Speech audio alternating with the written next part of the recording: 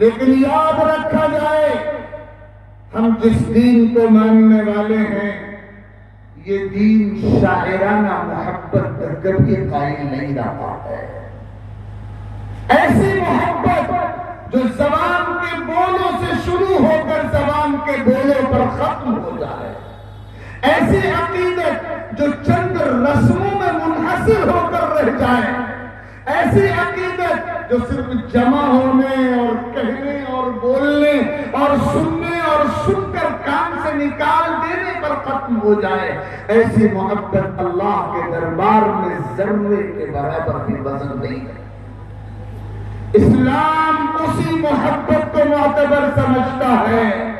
ہم جس دین کے پرستار ہیں اور جس دین کے پاسبان ہیں وہ دین اسی عقیدت کو معتبر سمجھتا ہے جو عقیدت عمل کی صورت میں ظاہر ہو, جو محبت اتباع کی صورت میں ظاہر ہو. محبت کا دعویٰ اتباع و اطاعت کی دلیل کے بغیر معتبر نہیں ہوتا. یاد رکھیے اگر میں اپنی زبان سے اپنے عاشق رسول ہونے کا دعویٰ کروں, آپ اپنی زبان سے اپنے محبت کرنے والا ہونے کا دعویٰ کریں, اللہ کے دربار میں یہ دعویٰ تولا جائے گا اطاعت کی ترازو میں, اور یہ دعویٰ ناپا جائے گا اطاعت کے پیمانے پر, اور پرکھا جائے گا اطاعت و اتباع کی کسوٹی پر.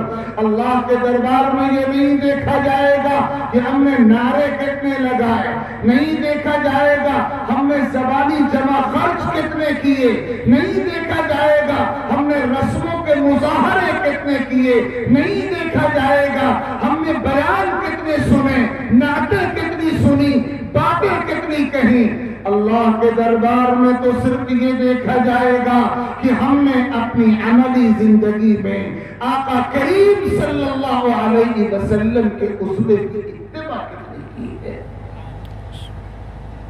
میں نے خطبے میں ایک حدیث پاک کا ایک ٹکڑا پڑھا تھا. آقا کریم صلی اللہ علیہ وسلم وضو فرما رہے ہیں اور صحابہ عقیدت مندوں اور جانثاروں کا مقدس قافلہ آقا کے وضو کے پانی پر ٹوٹا پڑ رہا ہے. ہر صحابی یہ چاہتا ہے کہ آپ کے جسم اطہر سے لگ کر نیچے گرنے والا پانی زمین پر نہ گر کر اس کے ہاتھ میں آ جائے اور وہ اپنے وجود پر اس پانی کو مل کر برکتیں حاصل کرے. ہر صحابی